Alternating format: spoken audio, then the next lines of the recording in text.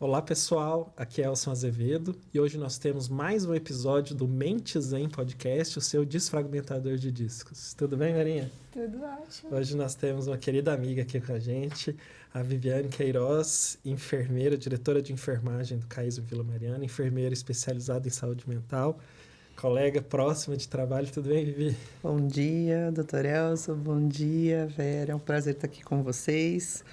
Uma oportunidade da gente fazer uma troca boa aqui hoje. Que bom, obrigado por você ter vindo, Vi. E a ideia é a gente poder falar dos desafios da maternidade. E aí, assim, eu vou colocar uma pitada aí da paternidade aí junto. Então, os desafios dos pais e mães frescos, né? Assim, que estão planejando, enfrentando aí os desafios da parentalidade, né? Eu acredito que, na verdade, por mais que faça um planejamento familiar, que esse filho, né, que essa gestação seja algo muito estruturado, ainda que essa não é a realidade de todos no Brasil de forma geral, mas ainda que fosse com toda essa estruturação, a gente sabe que é uma caixa de surpresa, né, e por mais que tenha tudo milimetricamente programado, né? Você não sabe o que advém do momento em que vocês engravidam, né? E talvez, acho que importante seria, né, que a gente conseguisse colocar aqui um pouco, o outro lado da história que ninguém conta, né? Então, dessas vidas que são mudadas, dessas pessoas que nunca mais vão ser as mesmas, né? A partir do momento que a barriga começa a crescer e a história começa a ser outra, talvez. Então, esse lado a gente não conta, né? Enfim. E eu acho assim, o mundo muda, as coisas mudam e hoje a relação das pessoas com a decisão de ter ou não filhos é uma decisão, é muito mais uma decisão do que era algumas décadas atrás, né? Até antes dos métodos contraceptivos, é assim, você vai ter filho, pronto, né? Não é uma escolha, é um dado da vida, né? Com os métodos contraceptivos, você tem essa questão da escolha, mas ainda assim era uma norma, né? Uma cultural e era a expectativa de todo mundo que também não era bem uma escolha, né, Vani? Sim, quase que uma imposição, né, da família. Então, casou, aí logo pergunta, né, então, quando vai ter nenê, né? E hoje em dia, assim, o que eu percebo muito dos jovens é que uma boa parte deles relata não ter vontade de ter filhos. Eu também concordo, Verinha, porque eu acho que esse cenário vem, talvez, de umas 2 décadas para cá, né, dessa obrigação meio que praticamente não é questionado, né? Eu caso, consequentemente, entre 1 ou 2 anos, a família, a sociedade, as pessoas no seu entorno começam a cobrar os seus frutos, como se aquilo fosse uma obrigatoriedade dentro do contrato do casamento. Eu obrigatoriamente tenho que fazer filhos. Mas a gente percebe que as novas gerações, primeiro que a estrutura de família começou a mudar bastante, né? Eu acho que principalmente também com a liberação do casamento, né, homoafetivo, eu acho que isso foi trazendo um outro contorno, né, uma outra liberdade e outras formações de família, né, onde as pessoas decidem, quero ter filhos? Não, quero ter pets, né? Ou então, quero seguir sozinho, quero seguir com o parceiro que eu escolhi. Acho que as pessoas começaram a se questionar se o modelo do casamento precisava ser dessa forma, né? Precisava incluir os filhos, enfim, acho que tem muitas outras questões, né? As condições financeiras também, talvez, o que você quer para o futuro da sua vida, qual é o preço, né? Tanto emocional quanto o preço financeiro de um filho hoje em dia. Então, a estrutura familiar, né, esse jovem mudou muito. Hoje a gente não escuta os filhos falando que querem ter 3, 4, né? Talvez já tenha caído para 1, né? E muitos nem esse 1, né? Mas o porquê disso, eu acho que... São as mudanças culturais aí. E aí você falou, né? A maior parte dos casais tendo menos filhos, né? Se você for pensar, né? Então, para formar um casal, são 2 pessoas. E aí, se essa geração de 2 pessoas vai dar origem a uma, a população cai pela metade, né? Então, tem esse momento que a gente está vivendo da redução das taxas de natalidade, um monte dessas questões culturais, Mas tem o dado da escolha, né? E não sei se já viram um negócio que é o paradoxo da escolha. Vocês já viram isso? Que assim, é maravilhoso a gente ter escolhas. Poder escolher entre opção A, B, C, D. Então, eu vou comprar uma analogia ruim, né? Filho com televisão, mas tudo bem. Eu vou comprar uma televisão nova. E aí, sei lá, há 20 anos, eu ia lá na loja XYZ, Casas Bahia, Ponto Frio, não sei o quê, olhava, tinha umas 4 ali, qual que tá mais barata, o tamanho, essa, então pronto. Hoje em dia, eu vou comprar uma televisão. Aí eu pesquiso no Google, qual a melhor televisão de tantas polegadas? Qual é a melhor televisão para uma sala de 23 metros quadrados? Aí, qual a lista das melhores televisões? Aí tem 500 mil, e aí você lê um cara falando, lê o outro falando, não sei o quê, e aí você fica 1000 anos para escolher, escolhe uma, ainda fica assim, putz, será que eu escolhi a certa? Será que é essa mesmo? Então, curiosamente, essa televisão vai ser muito melhor do que... Eu fiz uma escolha muito mais informada, né? Mas, curiosamente, o fardo dessa escolha fica maior e fica duplo. Será que eu fiz essa escolha mesmo? Será que tá certo? Será que não tinha uma televisão melhor? Putz, semana que vem aconteceu a Black Friday, a mesma televisão tá metade do preço. Né? É o paradoxo da escolha, que, curiosamente, esse leque grande de escolhas, ainda que o resultado seja melhor, traz um fardo, porque quando você escolhe, na verdade, você tá fazendo o luto de todas as outras escolhas, né? Não vou ter mais aquela. Então, curiosamente, trazendo isso pro tema de ter filhos, né? A possibilidade tão tranquila que se há hoje de escolher não ter filhos, curiosamente, coloca um fardo maior no exercício da parentalidade. Então, se eu escolhi, eu tenho que fazer isso 100%, tem que ser tudo da melhor forma. E aí, porque eu poderia ter escolhido não. E eu acho que, pegando um gancho um pouquinho no que você falou, talvez esse luto não seja tão consciente nas pessoas, né? Eu escolhi o filho, eu tenho que abrir mão. Eu acho que para muitos sim, para outros, eu acho que eles descobrem, talvez, enquanto a coisa vai acontecendo, né? E uma outra questão é isso, né?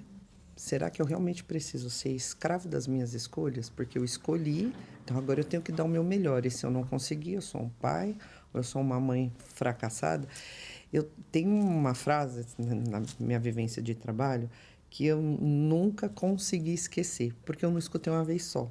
Eu escutei muitas vezes. Então, na época em que eu era obstetriz, que atendia as mulheres no consultório, pronto atendimento, pronto-socorro, por diversas vezes, né? Então, quando eu ia buscar paciente na recepção, né? Então, estava tudo bem, a família feliz, o marido lá de fora, né? No momento que eu fechava a porta do consultório, eu escutei essa frase que me marcou muito, né? Falava para mim assim, enfermeira, eu quero a minha vida de volta. Como que eu faço? E foi me impactando porque pessoas diferentes, em momentos diferentes, me faziam a mesma colocação. E essa história de querer a vida de volta eram gestantes que estavam no final da gestação, enfim, ainda a criança não tinha nascido e já estava vivenciando o quanto que aquela escolha, enfim, será que foi certa? É transformadora, é uma ruptura, né? É um momento de ruptura. Enfim, o quanto que isso... E realmente, a vida de volta, aquela vida, ela não vai ter.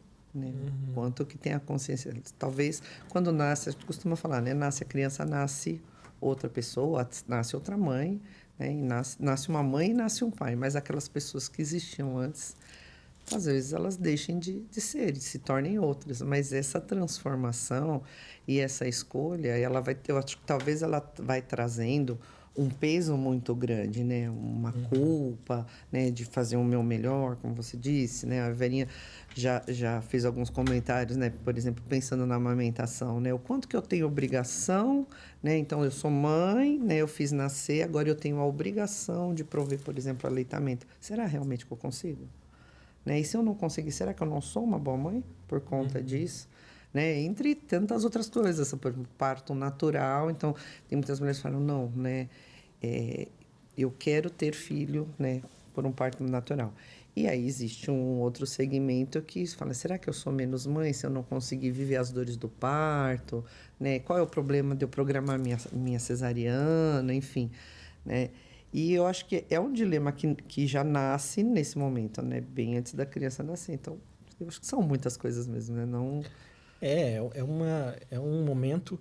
E mesmo existem as fases de vida e as mudanças de fase de vida que sempre trazem desafios. Talvez uma das... Se pensar assim, as maiores, né? A união com seu cônjuge, com seu parceiro, né? O nascimento de filhos, a perda de alguém. Todos esses processos de mudança de vida, ainda que você está pensando de uma coisa positiva, então vai começar a morar com seu parceiro amoroso, né? Que parece uma coisa, que é uma coisa boa, bacana, o nascimento de um filho, são momentos de transformação que são muito desafiadores para a saúde mental, né? Mudam os papéis e muda a sua referência. Muda em muitos aspectos a forma com que você... As suas obrigações, a forma com que você relaciona com o outro, né? E eu acho que isso, no nascimento do filho, nesse processo, é muito marcante, né? E aí, falando, por exemplo, na minha história, né? Coisas que antigamente seria impensável, a não ser que o casal não tivesse tendo dificuldades na fertilidade. Assim. Fiquei, quanto tempo? 13 anos com a minha esposa antes de decidir ter filhos. Né?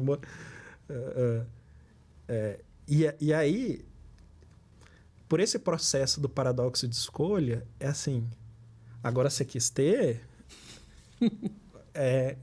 quero ver comparecer aí, eu tenho que fazer o máximo do máximo do máximo. Né? E é uma carga pesada, porque o perfeito é inatingível, né? Assim, se você pensar, eu planejei 13 anos, então tá tudo certo, tá tudo esquadrinhado, mas só que não, né?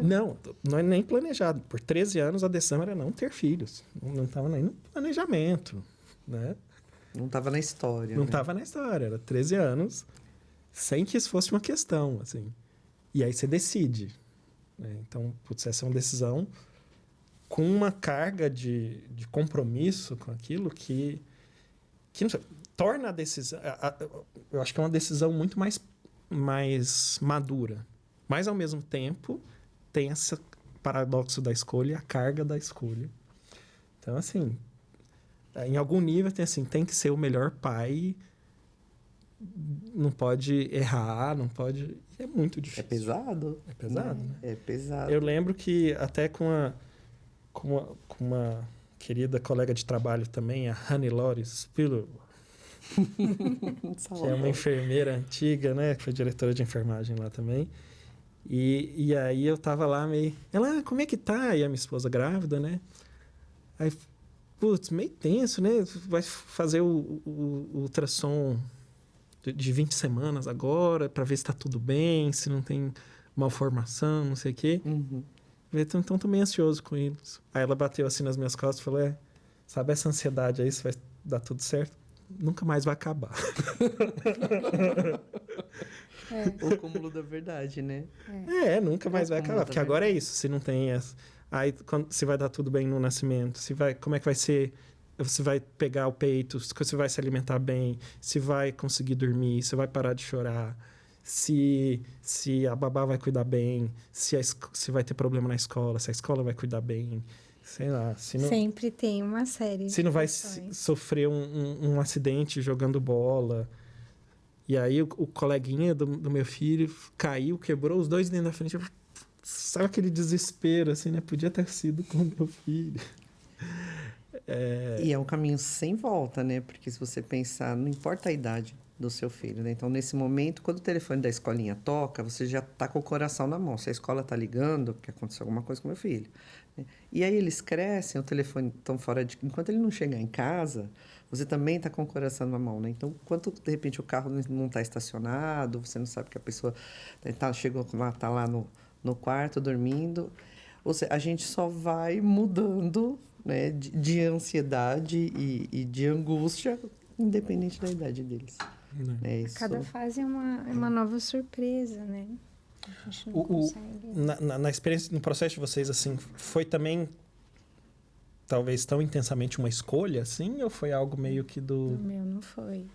Foi algo quase... O meu, pelo menos Já a primeira... já estava no contrato? Na verdade, o meu primeiro filho não foi uma escolha minha. Foi uma aceitação. Como explica? Porque a gente ficou 6 anos casados. Pelo meu marido, a gente logo teria tido filhos. Era uma vontade dele. Mas eu sempre tive muito medo. Medo da fase de adolescência, né? Acho que isso pode significar que eu seja um pouco controladora, talvez. Então, de falar, bom, e aí, quando chegar, né? Às vezes a gente ia em algum lugar e via, assim, adolescente, eu falava para o meu marido, olha só, meu Deus do céu, né? Como vai ser? Então, você não vai saber onde está, com quem está, né? Eu falei, não estou preparada, né, para isso. Porque, assim, eu já vinha de uma história, minha mãe também muito, né, preocupada, meu pai... Os dois, assim, né? Super cuidadores e super protetores. E aí, passou esse tempo e eu acho que, sei lá, o que aconteceu, que eu só, assim, aceitei. Ok, se tiver, né, que ser, então será. E foi. Acho que não demorou nem 2 ou 3 meses. E o ovário policístico falou, é difícil engravidar. Deu 2 ou 3 meses. Lá estava eu grávida. Então, o meu primeiro filho não foi uma escolha. Na verdade, foi uma aceitação, né? Eu deixei, acho que, a resistência de lado. O segundo filho foi, porque eu brincava com as minhas alunas. Porque, assim, tem isso, né? Ser casado um tempo, e aí, né? Você não vai, né, ser mãe? Eu falei, gente, eu não sei se eu vou ter um, mas se eu tiver um, eu vou ter 2. Então, isso era uma decisão. Eu Entendi. não queria que fosse um único. Porque eu acho que é muito bom ter irmão, né? Eu tenho uma irmã. Então, essa foi uma decisão, e eu acho que ela não ficou tão pesada, porque eu já tinha alguma experiência com o primeiro. Agora, do primeiro foi sofrida, porque, assim, eu não tinha nem família, assim, perto, outros exemplos, ela treinou com o sobrinho, alguma coisa assim, eu não tive isso. Então, foi tudo muito novo, muito assustador, porque, assim, por mais que fale que você tem curso e etc., para começar, funciona, né? Que aqueles, né, 3 dias da maternidade, tá tudo certinho, tá tudo dando certo, um jovem contínuo, tá. Chegou em casa, ele não chorava lá, e aí chega em casa e começa a chorar. E aí, o que faz? Então, isso é muito assustador. Quantas vezes eu liguei para o hospital para falar com a enfermagem? Porque eu precisava de 3 pessoas para amamentar. Meu marido, minha mãe, minha irmã, arruma a poltrona, puxa o queixinho. Eu costumo brincar que não importa que categoria da área da saúde nós sejamos, a gente rasga o diploma quando vira mãe. Porque você meio que dá uma bloqueada e começa a se perguntar, mas será que é isso mesmo, de coisas que você faz no seu dia a dia? E você se torna uma outra pessoa. Se eu contar um pouquinho da minha história, eu tenho 3 filhos. Os 3 foram planejados. Posso dizer para vocês que eles foram planejados só por mim. Né? Tá. Nem sempre eu contei isso para o pai. Né? Entendi. Mas tinha uma coisa diferente da história da Vera. Então, assim, eu não sou uma mãe boa para brincar com as crianças. Eu não gosto muito de brincar da primeira infância, né? De levar para andar de bicicleta. Isso não me atrai. Eu queria esperar a adolescência chegar. Você vê como que as pessoas são diferentes, né? Porque eu gosto da parte da conversa, da troca. Eu acho que assim, eu me considero uma pessoa muito aberta e sem, né, assim, valores rígidos. Eu acho que, enfim, estou aberta para qualquer negociação. Então, eu acreditava na adolescência como um período de agregar. Bacana. Eu não tinha medo da adolescência. Eu queria que passasse logo a infância. Porque ter que brincar e sentar e levar, né, para empinar pipa não era bem o mundo que eu gostava, né? Enfim. E por eu ser filha única, essa decisão também era. Eu sempre gostei da questão da solidão e da solitude, porque eu vivia bem com isso. Eu cresci sem. Então, eu não sabia o que era ter um irmão. Mas quando eu olhava o amigo, olhava o coleguinha e falava, será que não seria bacana ter uma outra pessoa? Mas eu gostava muito de ficar sozinha, de ir para um cinema sozinha. E para mim isso era muito bom. Mas eu não conseguia saber, por exemplo, o que é ter um amor de irmão. Nunca tive. Então, eu não vou conseguir entender a briga, né? Os irmãos, aquela crueldade dos irmãos, né? Um dedurando o outro, um batendo no outro. Eu não vivi isso. Então, por eu não ter vivido, eu falei, bom, pelo menos 2 eu faço.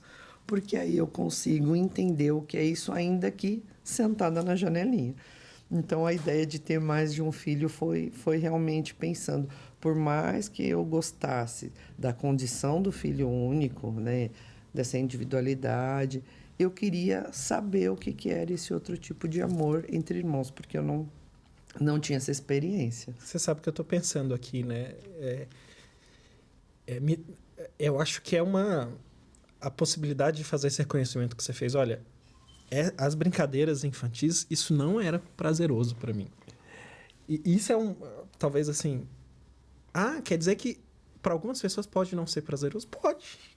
Assim, e me dá a sensação que hoje um sentimento como esse, putz, para mim isso aqui não é tão legal, né? Eu faço, mas não é tão legal. Eu acho que as pessoas que estão experimentando isso mais modernamente, assim, sentiriam isso com muita culpa. Uhum. Com muita culpa. Não sei se isso aconteceu contigo, assim. Então, eu acho que lá para trás, né, por exemplo, hoje eu consigo verbalizar isso sem problema nenhum, né? Mas lá para trás, quando eu estava vivendo, quando eu comecei a identificar, não gosto disso, né? Eu acho que teve um tempo para eu conseguir falar, e tudo bem, né? Uhum. Porque é isso, é a obrigação de ser a mãe, de ser o pai perfeito, né? De compor com tudo. E aí, eu acho que com o crescimento deles, porque esses 3 que eu tenho, né? Então, assim, foram grandes experimentos. É um casal que tem 1 ano, 1 mês e 1 dia de diferença. Então, eu falo, são quase gêmeos, foi uma loucura. E aí, o mais novo, que, né, também foi programado assim, eu falei, quero ser mãe aos 40. Porque, realmente, eu não tinha essa questão da culpa, eu ia descobrindo e eu ia assumindo. E eu queria entender a mãe que eu fui com 28 anos, né? Que eu queria um mundo perfeito, né? Isso você pode comer, isso você não pode, você tem que largar a chupeta, você não pode tomar mamadeira. E a mãe com os 40, que eu fui uma outra mãe completamente diferente. Eu fui uma mãe muito permissiva, né? Pensando das outras coisas que eu proibi, que eu achei que não podia, e que me disseram, olha, é assim que é o certo, e que talvez não fariam tanta diferença. Não eram as coisas mais importantes. Não. Né? Ou aquela expectativa, porque aí a gente não chegou nessa parte da conversa, né? Mas quando a criança começa a se desenvolver, né? Nossa, ele tem que andar com 9 meses, ele tem que falar com 1 ano, e aí parece que fica um ranking entre as mães, né? O meu foi com 9 e o seu foi com 1 ano e meio. E como se aquela criança que andasse mais tarde ou que falasse depois passa a ser um problema, né? E se ela tem um problema, ela vai deixar de ser seu filho? Se ela tem um problema, tudo bem. E eu acho que eu fui pegando muito isso desse mundo ideal. Eu falei, eu quero ser mãe aos 40, porque... E foi muito diferente, foi realmente muito diferente. Falei, nossa, hoje eu tenho o casal, né, que são 2 adultos na faculdade, enfim, trabalho, com um pequeno de 9 anos, onde eles falam, mas como que você está deixando isso, mãe? Então, tudo bem, vai dar tudo certo no final, fica tranquilo, né? Mãe, mas ele está com 4 para 5 anos, ele já precisava estar alfabetizado. É no tempo dele. E se ele não fizer esse ano, ele vai fazer no outro. E o mundo não vai acabar por conta disso. E ele não precisa ir para um pódio, no pedestal, ele que conseguiu. É no momento dele, no momento do meu filho. Né? Não é no momento que o gráfico ponderal está dizendo que ele... E aí acho que eu fui mudando um pouco, sabe?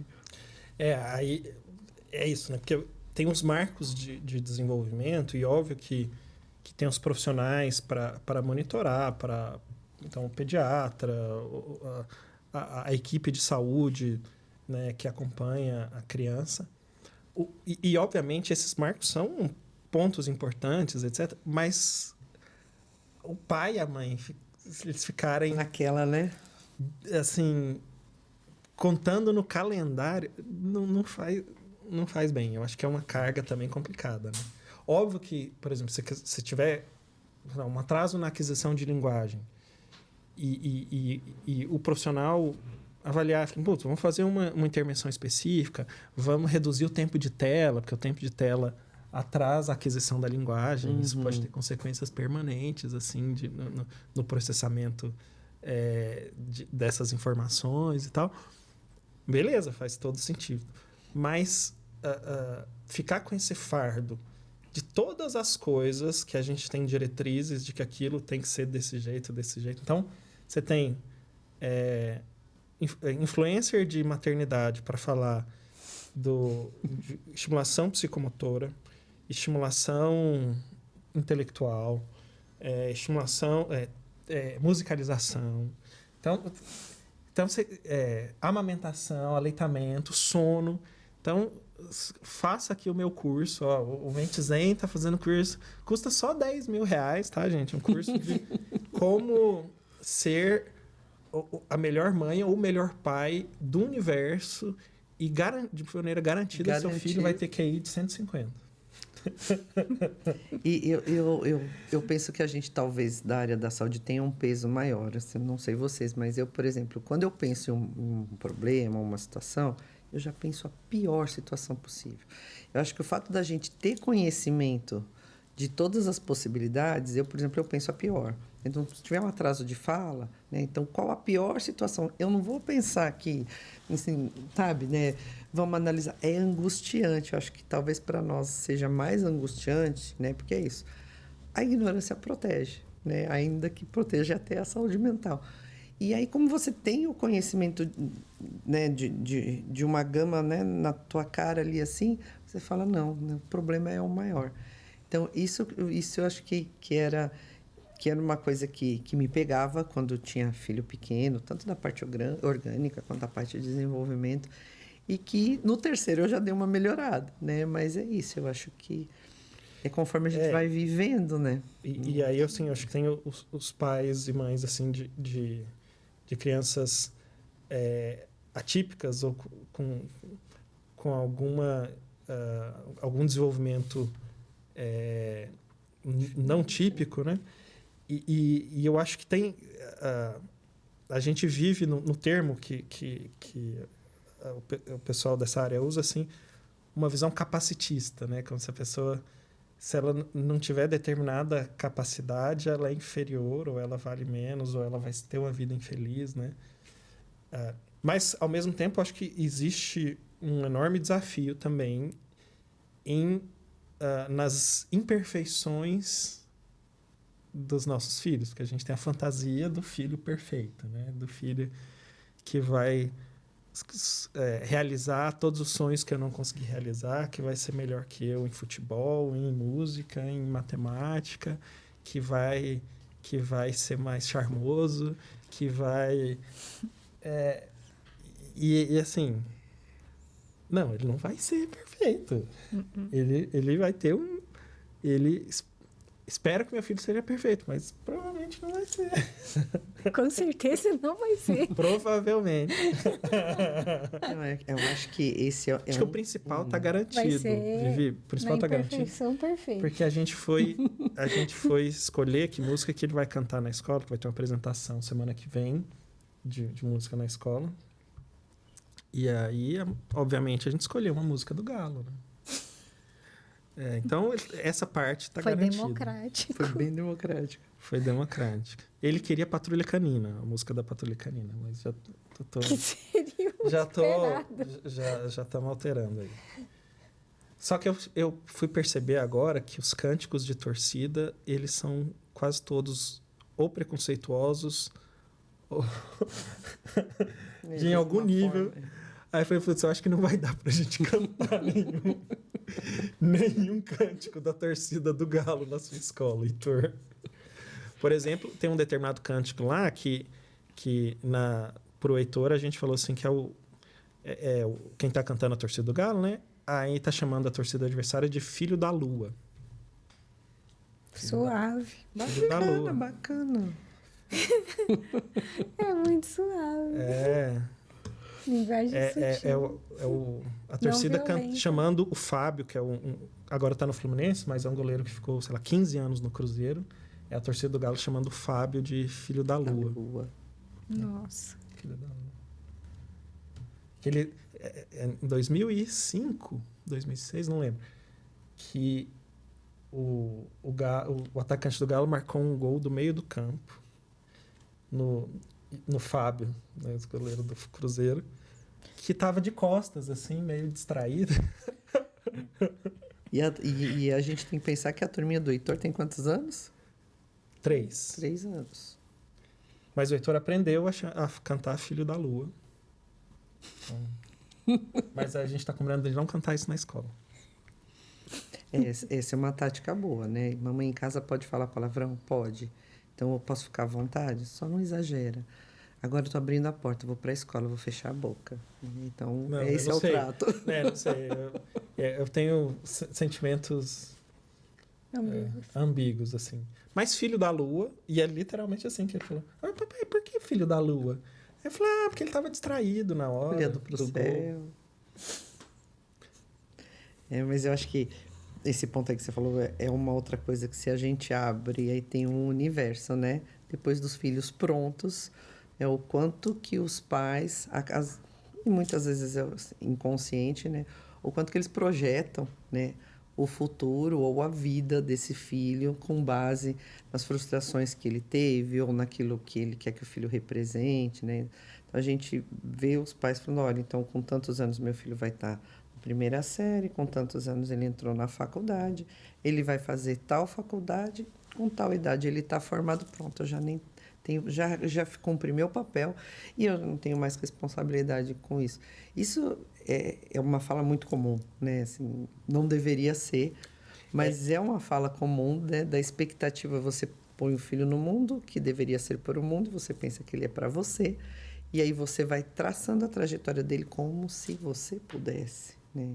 Uhum. E eu acho que talvez os grandes desafios dos pais e filhos na idade adulta, depois que eles, enfim, entram na adolescência e começam a seguir, é essa identificação, né? De quanto que os pais saem projetando, quanto que o filho me decepcionou, né? Por que teu filho te decepcionou? O que você esperava dele? Que compromisso ele tinha ao nascer com você que ele não estava sabendo? Mas acho que tem muito isso e nem sempre, acredito que seja algo consciente. Né?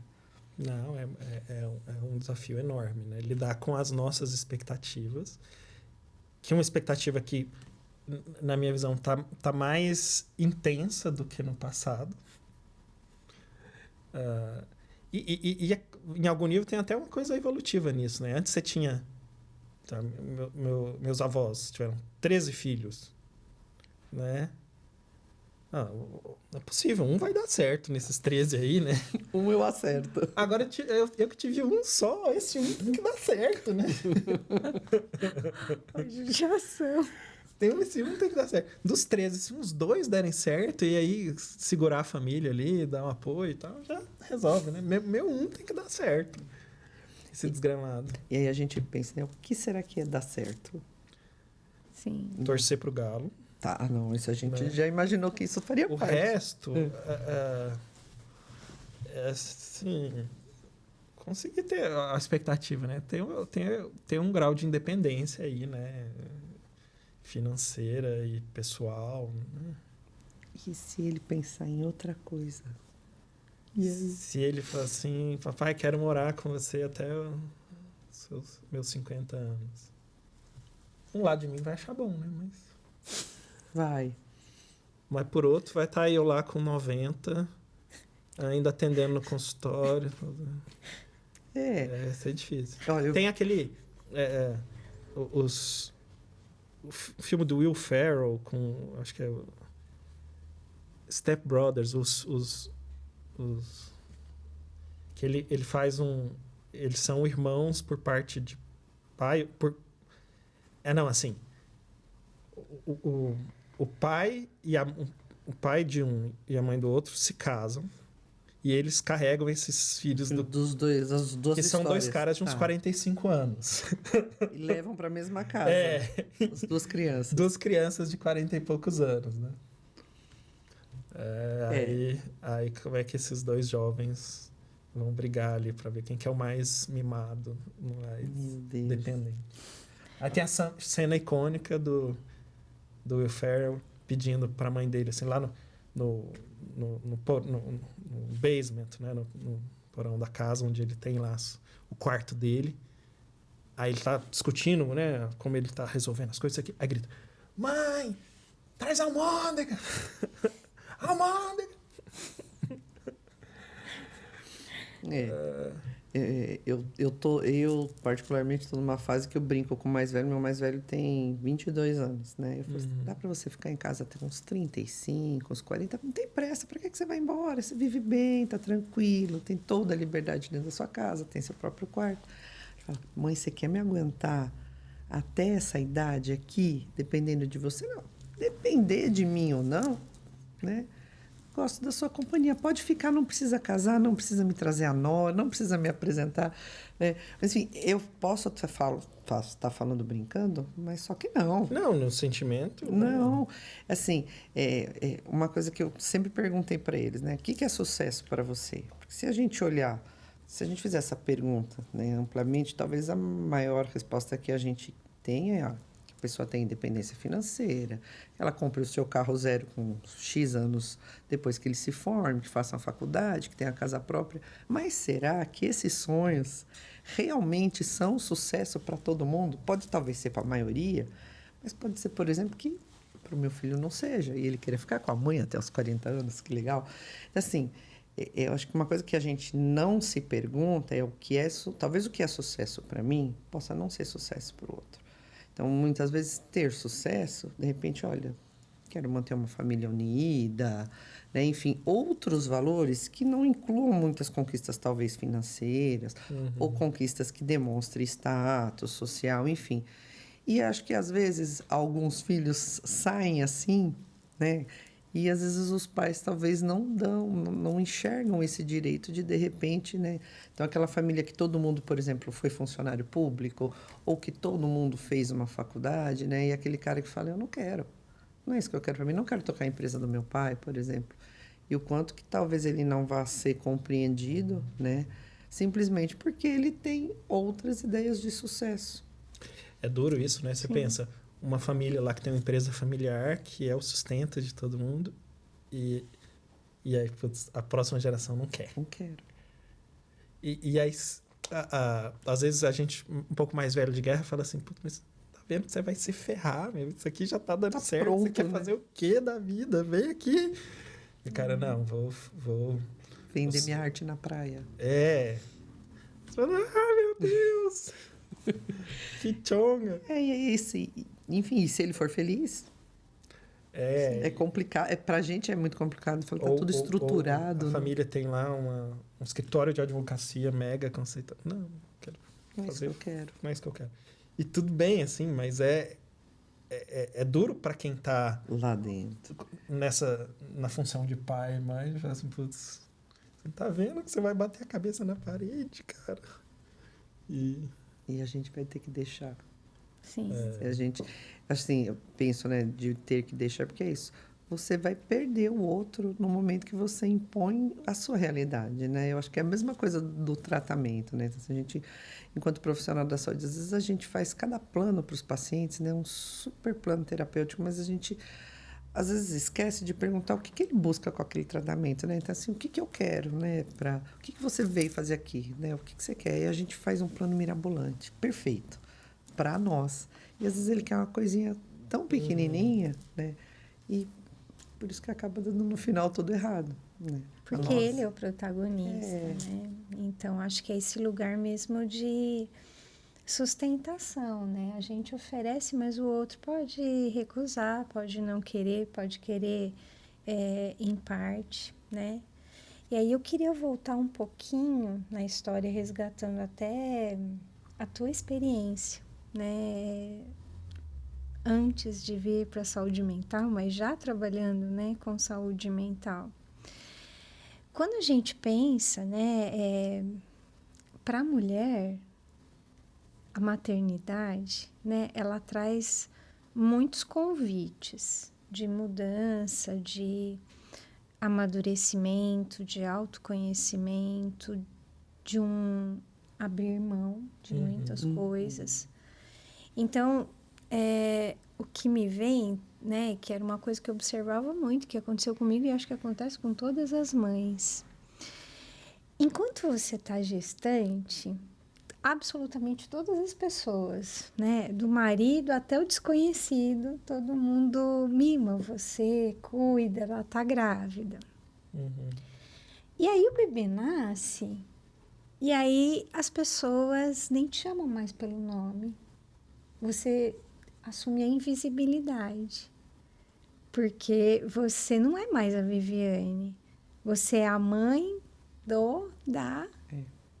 E o quanto, na verdade, falando, né, resgatando a tua fala me traz, né, eu quero a minha vida de volta, é outra vida e você é outra pessoa.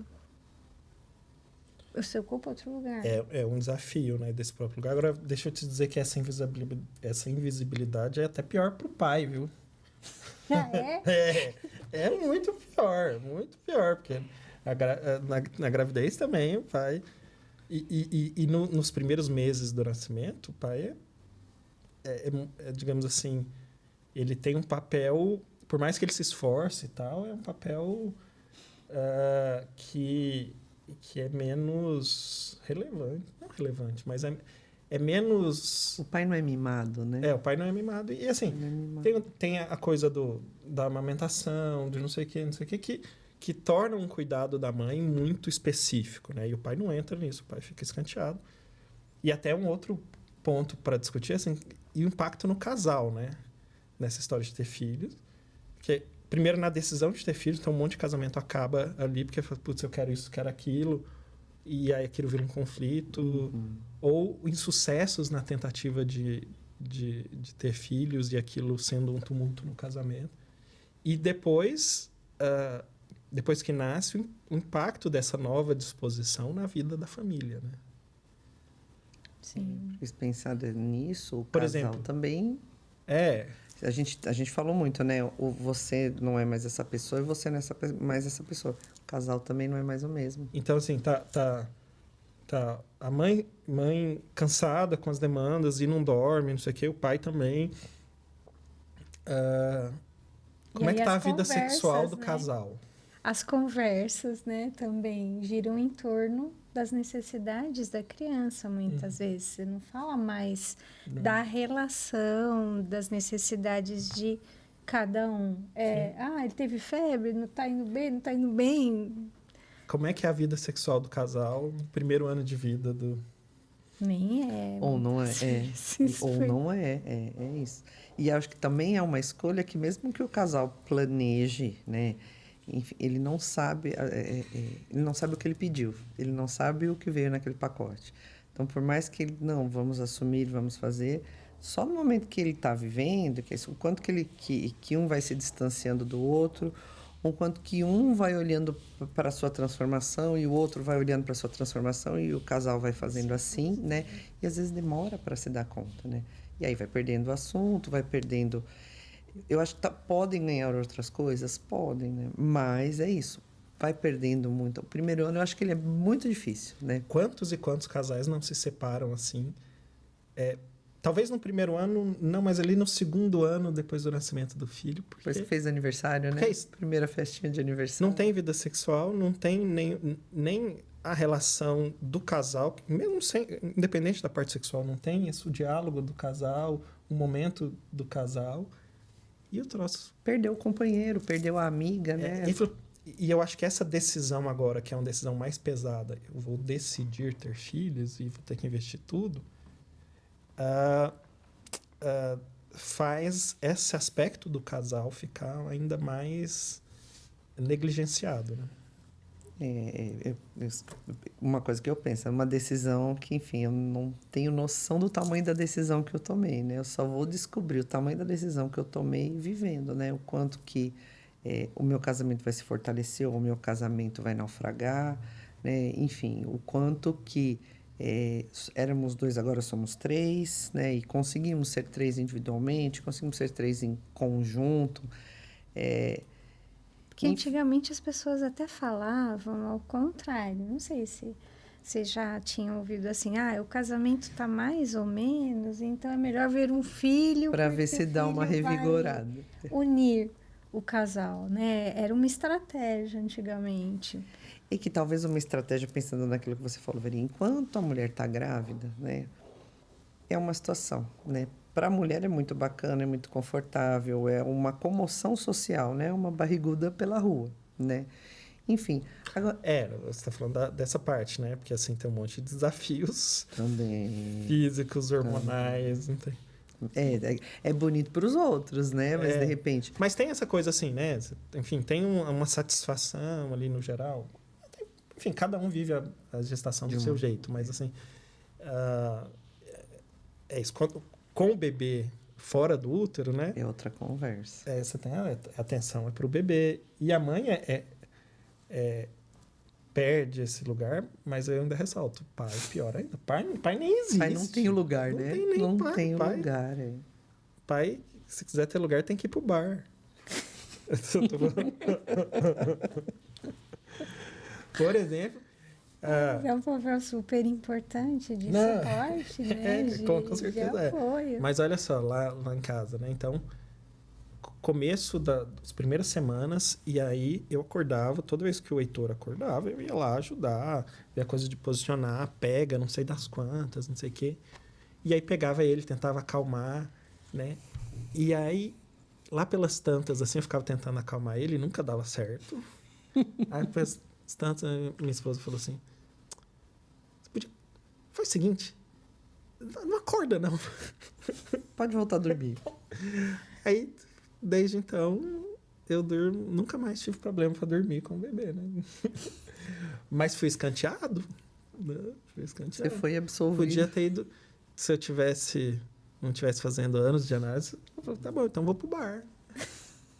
Não sou útil aqui, eu sou útil no bar, né? Com os parceiros. Mas é duro. Né? Mas eu tô achando que a nossa conversa tá quase num tom, assim, de falar das coisas ruins de ter filho. Então vamos mudar Tá igual aquele sketch do Porta dos Fundos, né? Que tem um serviço secreto que obriga todo mundo a falar que ter filhos é bom. Né?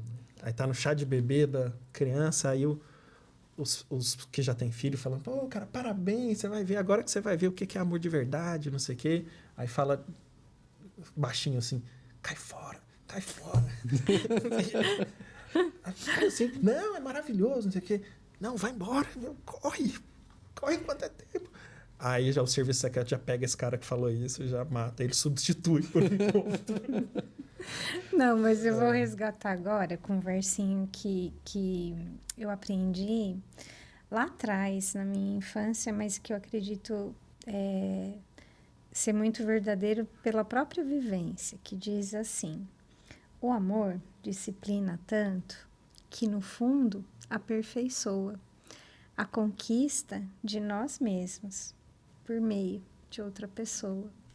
Eu acho que os filhos fazem muito isso, né? Porque a gente, às vezes, precisa sair desse lugar do que eu acho que, para poder respeitar, para poder não julgar, para poder se conter. E aí, dá esse tempo de que ele perceba, ou que a gente perceba, que aquele plano de sucesso não era bem sucedido para ele. Ou sim, era, mas ele precisava aprender com as suas próprias experiências. Eu acho que assim, a gente conversar e falar da parte mais difícil, né? Acho que a ideia é tentar mostrar que não é de tudo flores, mas eu acho que uma pergunta dá para a gente meio que resumir essa situação. Se tivesse que realmente refazer as suas escolhas, você faria essa mesma escolha? Pode ser que tenha alguém que fala, não, hoje eu talvez não tivesse filho. Que eu falo para vocês de mim, eu não gostaria de passar a experiência da vida sem ter vivido essa. Então, tem algumas experiências que eu escolho. Por exemplo, eu escolhi já pular de paraquedas. Tá. Eu não tenho intenção de viajar de balão, um exemplo, né? eu tenho a intenção de saber o que é o amor dos filhos. Ainda que, né, o preço que se paga, enfim. São experiências que, para a gente conseguir falar o que a gente está falando hoje, né, a gente precisou viver, né? Sim. Então, eu gostaria de não ter vivido isso? Não. Eu acho que eu queria sim, né?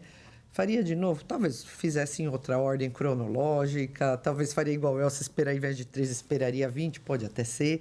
Mas não ter a experiência de como é essa situação e essa ligação... É única. Meu filho pergunta. É muito assim, intenso, né? Assim, é muito intenso. É muito difícil. Você não consegue mesmo explicar para ninguém o que é sem ter vivido. É muito intenso e os desafios são intensos também, né? Tanto é aquela do padecer no paraíso, né? Tudo mesmo. Tem o paraíso e tem o inferno junto, que é tudo muito intenso, mas é uma ligação que se constrói, né? Com outro ser humano que E é para o resto da vida, né? Porque às vezes, por exemplo, né, outras relações, né, você fala o casamento, né, você pode ter sua esposa, você pode ter seu marido, mas em algum momento deixar de ser. Sim. Agora, filho, ele pode ter os 40 anos, ele pode morar longe e ele nunca vai deixar de ser filho. Isso não se dissolve. Então, talvez o ponto dessa conversa, assim, falando de questões emocionalmente difíceis, é assim: você está vivendo essas emoções difíceis, você não está sozinho. Solta um pouco a culpa, né? Porque é difícil, é duro. Procure apoio, né? Apoio nas pessoas que você confia. Ou se o sofrimento dessa experiência tá tão intenso a ponto de impactar na sua relação com o filho, com o seu cônjuge, com as outras pessoas, com o seu trabalho, procura uma avaliação profissional. Porque é um momento extremamente desafiador e não há nenhum demérito em estar vivendo isso com dificuldades, porque é difícil mesmo, né? E ainda mais com a pressão que se constrói em cima disso hoje, que você tem todas essas influências te mostrando o jeito magnífico de fazer cada detalhe de criar o seu filho. Algo que é impossível, mas a gente tem esses modelos, né? Então, é um pouco... A ideia é dividir um pouco o fardo, né? Esse fardo que a gente fala menos, esses assuntos que a gente fala menos. Mas é uma experiência que aí eu endosso. Acho que o que a Vivi trouxe, por mais desafiador, né, que seja, essa experiência ela é recheada de aprendizados. E o meu filho caçula, ele sempre pergunta: mãe, você acha, né, você gostou de ter filho? Né? Ele sempre pergunta isso, porque ele fica olhando para o outro lado, né? Então, assim, mas custa muito caro, né, ter filho, né? E aí, tanta coisa, mas você gostou de ter filho, né? Porque não dá para mensurar as outras coisas. Ele está mensurando coisas mensuráveis, mas é uma pergunta capciosa, né? Não gostei. Isso é um pentelho, cara. Enche o saco pra caramba. Não aguento mais. Então, não, é uma pergunta capciosa, né? Eu lembro, minha mãe falou que foi maravilhoso, como é o sonho dela e como os filhos são maravilhosos. Agora eu sei. Olha você. Sei, malandrinha. Seu menino fez lembrar da minha mãe. A minha mãe, para justificar, né? Porque quando eu era pequena, eu perguntava: por que eu não vou ter um irmão? Né? E aí eu via os meus amigos tinham irmãos e eu queria ter a experiência. E aí minha mãe fez igual o seu menino, né? Ela falou assim: olha, vou te explicar porque eu não vou te dar um irmão. Aí, em que momentos que ela me explicava isso?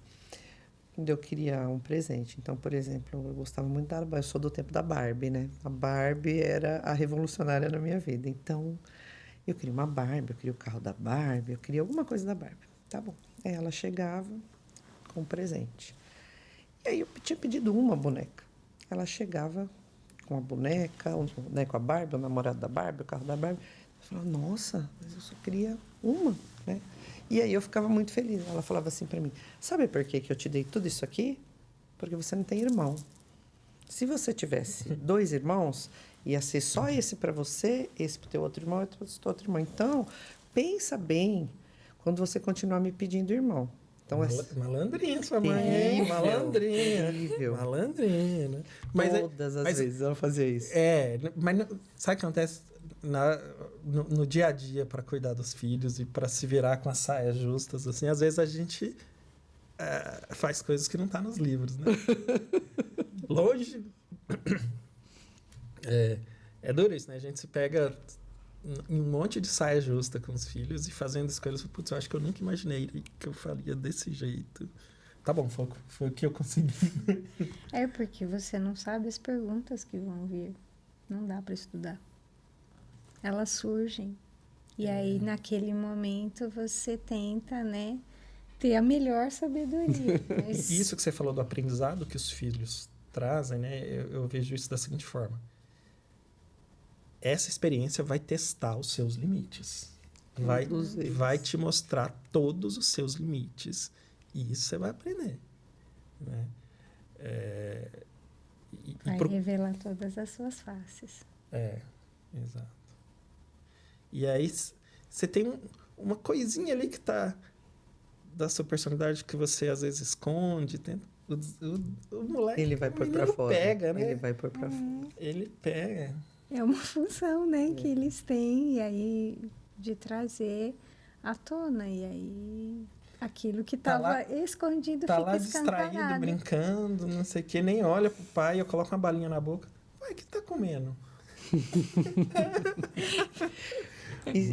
E agora, sim, falando uma coisa muito positiva, é que às vezes eu acho que talvez, de uma forma geral, as pessoas não tenham esse olhar, né? A gente comentou o quanto que os casamentos vão se desfazendo em função do nascimento dos filhos, né? Enfim. Mas, o casamento não deu certo, né? E se a gente pensasse de uma outra forma, né? Então, vamos imaginar, estou casado há 10 anos, né? E o casamento se desfez, por exemplo. Ele deu certo 10 anos. A gente só está dizendo, né? Então, assim, o quanto que daquela experiência, que ela vai ser única, o quanto daqueles compartilhamentos que você teve, você pode até ter pensado em casar e ter ficado casado para a vida toda. Ele deu errado? Não, ele deu certo por 10 anos. Né? Enfim, e o quanto que você aprendeu, você, a sua esposa, e com aquela situação. Então, eu acho que a gente detona muito a situação, falar o casamento não deu certo, detonou. Não, é um perrengue, é difícil. Vai durar 5, vai durar 10, vai durar 15. Naquele período, vocês estavam juntos, né, para o bem, para o mal, né, deram o melhor ou não, enfim, você fez aquilo que você sabia fazer. Né? Eu costumo dizer assim que pai e mãe não é nenhum super-herói. A gente só nasceu antes dos nossos filhos e erramos antes deles. Acho que é só isso. A gente quer muito se colocar na figura de super-herói, que é o que a Vera fala, não tem manual, né? Não sai com a resposta pronta, você aprende fazendo. E seja o tempo que for, que dure o casamento, é uma experiência muito bacana para você e com a pessoa que naquele momento você escolheu. Se você tiver que seguir um outro rumo, enfim. Mas aquela história não se apaga.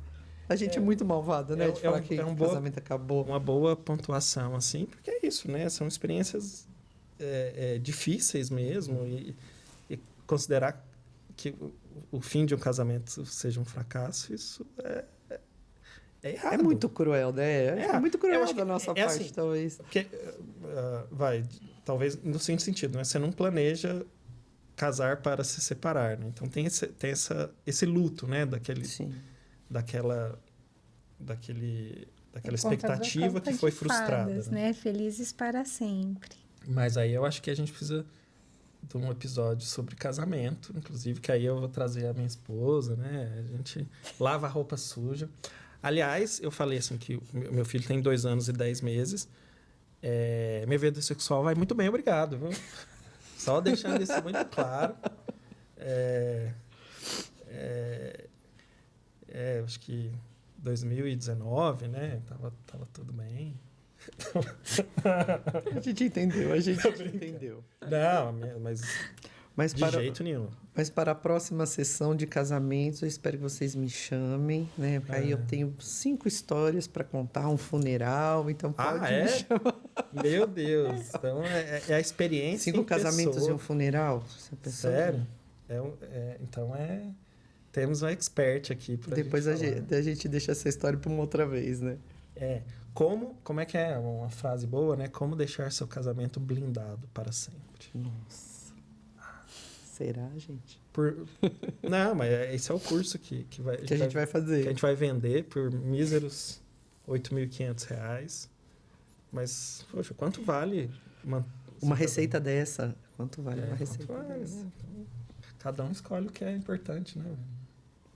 Mas tem coisas que precisam, né? Renovar, tem ciclos que precisam se encerrar para outros começarem. Eu espero que quem acompanha o Metizen nunca caia nesses cursos que prometem essas coisas, pelo amor de Deus. Então, se eu quero que o Metizen faça alguma coisa no universo, é ajudar as pessoas a não caírem nos cursos. Sem a receita pronta, né? A receita é sua. É isso.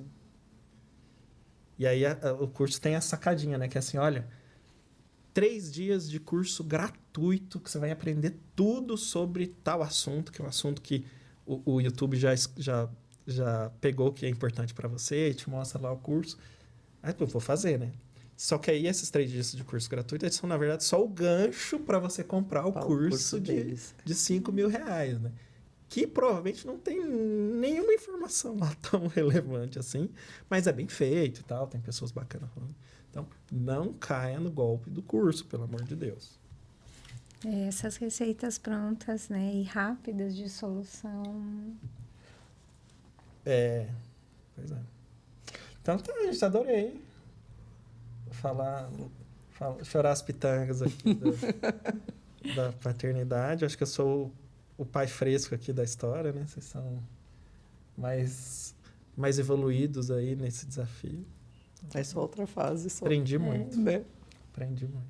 Outros desafios. Obrigado, viu, Vivi? Obrigada, Vivi. Obrigada, gente. Foi bem bacana.